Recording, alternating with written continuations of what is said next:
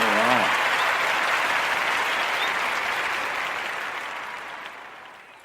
On the Bag with Mitch, episode 2, and today's feature is John Rahm. John Rahm, the Spanish golfer. John Rahm Rodriguez was born on the 10th of November 1994. He's a Spanish professional golfer. He was the number one golfer in the world amateur ranking for a record 60 weeks and was the low amateur at the 2016 US Open. John Rahm is a fitting profile. He is that young crop of players where there's Justin Thomas, Jordan Spieth, Ricky Fowler. These guys possess golf maturity that is beyond their years. I've chosen John Rahm for this episode because there's something that's quite interesting with his personality, his determination, his true grit. I mean, he comes from a very humble background, gives us almost a Seve Ballesteros, Jose Maria Olazabal and Sergio Garcia type of pride. And I think we need to really consider the fact that he is just starting an unbelievable career, which is definitely going to be a longevity of a career. He's playing an aggressive type of game, which does well on the tour. He also has won tournaments that if you go on to tour and you win tournaments at the right time, you are giving yourself 5 to 10 years exemptions every time you do so, and I've just never seen someone who had such a impressive amateur ranking, and then in his first year of being a rookie, a pro, he actually did reach number 2 in the world ranking. So he was born in the Basque Country, Barica in Spain, and he played collegiate golf for Arizona State, where he won 11 college tournaments. He is second in school history, only behind Phil Mickelson's 16 collegiate wins. And since the inception of the Ben Hogan Award in 1990, no player has won the award more than once, until Rahm won it for his second consecutive year in the 2016. He is also the leading individual at the 2014 Eisenhower Trophy. He competed in the 2015 Phoenix Open as an amateur during his junior year. He tied for 5th place. He was 3 shots behind the winner. On the 1st of April 2015, Rahm became the 28th player to be the number 1 ranked golfer in the world amateur golf ranking. His first stint was for 25 consecutive weeks. He then surrendered it, regained it, held it for an additional 35 weeks. His total of 60 weeks spent atop the ranking is an all-time record. In his professional career, 2016, after the US Open, Rahm turned professional. It meant that he forfeited his exemption into the 2016 Open, but he got in anyway with regards to his Quickens loans and his RBC Canadian Open performance on the tour. There were some qualifying spots available. 2017, he won the Farmers Insurance Open with a 60-foot eagle putt on the final hole to notch his maiden PGA Tour title. He won. With that win, he jumped from 137th to the 46th in the official golf ranking. With the win, he gained entry into the Masters Tournament, the Players Championship, the PGA Championship, and the World Golf Championships events. On the 2nd of March, Rahm played in his first World Golf Championships event at the WGC Mexico Championship, where he shot rounds of 67, 70, 67, 68, and he finished T3rd. 2 strokes behind the winner, Dustin Johnson. He went on to do well at the WGC Dell Technologies Match Play. He also went on to do well at the Wells Fargo Championship, the Dean and DeLuca Invitational, and that actually then had lifted him into the top 10 of the world rankings. He made his debut in a European Tour event. He finished tied 10th in the Open de France, And then he won a European Tour victory by winning the Dubai Duty-Free Irish Open by 6 strokes. So Rahm finished the regular season with 6th place in the FedEx rankings, and he had top 10 finishes in all 4 of the FedEx Cup playoff events, and he finished 5th in the final standings. He went on to win the DP World Tour Championship, Dubai, the final event of the 2017 European Tour season. He was awarded the European Tour Rookie of the Year for finishing as the highest ranked rookie in the race to Dubai. However, his award caused a stir among fellow European Tour pros who felt that it should have gone to a more committed member outside of the tour. It should have gone to a more committed member of the tour.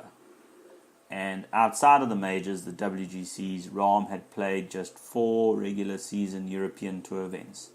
2018, Rahm started 2018 by finishing runner-up 8 strokes behind Dustin Johnson at the Tournament of Championships at Kapalua, Hawaii.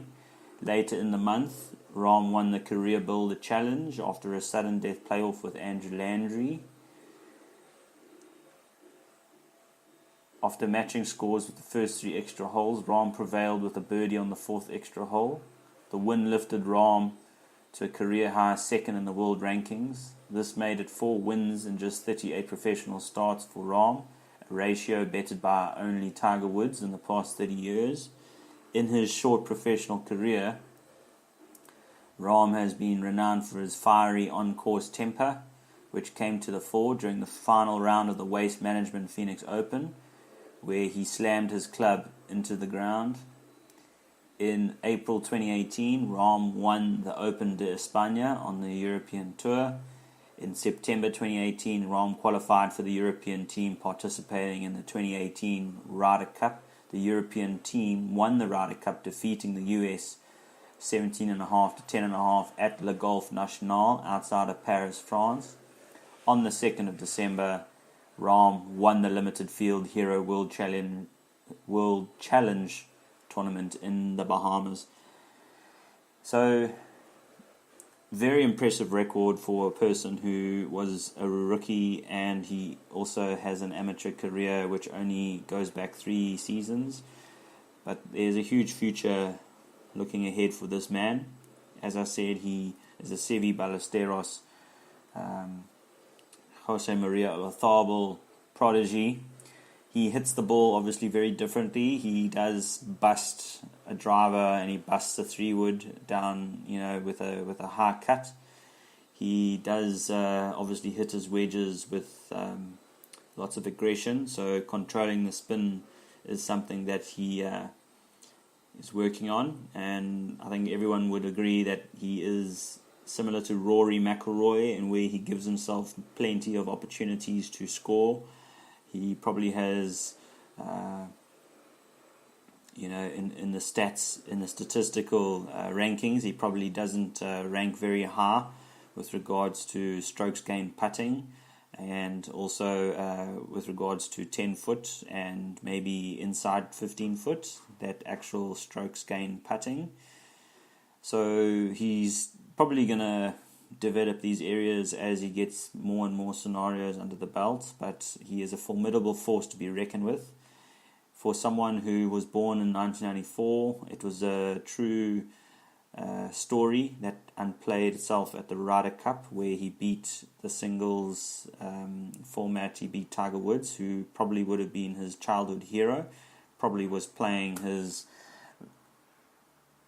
Sony PlayStation game and learning about golf through actually that console and experience on TV or computer, and then he ended up playing the man in person in the highest team event that you could possibly imagine. I mean, here is a person from very humble beginnings, has a very different, unorthodox swing. A lot of people would probably try and change it, but he's going to probably have to make a very big decision as to who he has on his team. And I think with all the wins that he currently has, one wouldn't want to actually, unmantle or dismantle too much of his his ammo or his natural ability. At the end of the day, he does possess multiple talents with the different areas where he is required to score. I think 2019 is going to be a big year for John Rahm, especially when, if I had to give you which major he would probably most likely finish highest, I think the Masters is one that he probably is going to get better and better at, and there's not too long to see him actually lifting possibly a green jacket or a major in the next 2 or 3 seasons. So John Rahm, he's got the game. He's a very exciting prospect. So looking forward to not just comparing him, but also if we look at this being a series of the podcasts on the bag with John Rahm, we have a whole bunch of different types of players, and they aren't all long hitters, and they aren't all good at one aspect, but they all seem to have multiple and very good all-round abilities. So at the end of the day, one will say, John Rahm just, gets himself into the best possible scoring positions, but also with that comes, he puts himself into very, much, dead positions as well. And I wouldn't also want to look at the statistics regarding scrambling. I think there's some other golfers that are way more,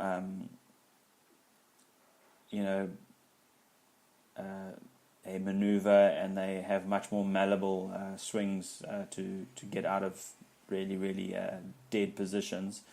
But you never know. I mean, at the end of the day, he probably sees the game a certain way, and he's also evolving as a person, and he has really a lot of attributes going for him. I just think at the end of the day, with regards to temper and wanting to release tension, I think we all, have those moments. At the end of the day, I definitely believe he's going to make a hell of a run if you just consider his rise to fame. I think he needs to just be comfortable with who he's currently working with. He also understand his calendar a bit better, because he's now got guarantees and he's got exemptions for many years, so he's in a very good position long term. So he'll definitely be wanting to at least be in the winner's circle every season. But I think a major is going to be on the cards in the next 3 seasons, and that's just me. That's my opinion. And what I take out of John's game is I really like the way in which he backs himself up. He never gives up. He's got a very good type of never back down type of philosophy, and I think that you do see that on the course. I think he probably has a mixed bunch of followers, people that believe that the game is also an art, not just too much of a science, but I think he'll definitely find a merge between the two, and he definitely displays to me an intelligence that he probably hasn't come to terms with. But once he's clarified a few things, he could be a serious contender for world number 1. And absolutely, if Rory McIlroy is possessing the same type of attributes, you're going to go for the person who wants it more, and I would say John Rahm wants it more. So that ends the episode number 2. Thank you for spending some time with On The Bag with Mitch. Looking forward to some future episodes and what we can learn with some of the greats that are in the making, but also going to make a big effort to try and get some legends that are no longer around, but we need to actually record some of those moments that they actually captured some greatness and unpack it a bit. So the future episodes will definitely be trying to let's go through different times of the year as we go through to Augusta with April coming up. I'm saying that there's certain individuals in history that we can bring and unpack certain aspects of their game. So looking forward to that, and you have a good day, and we'll keep in mind for future episodes.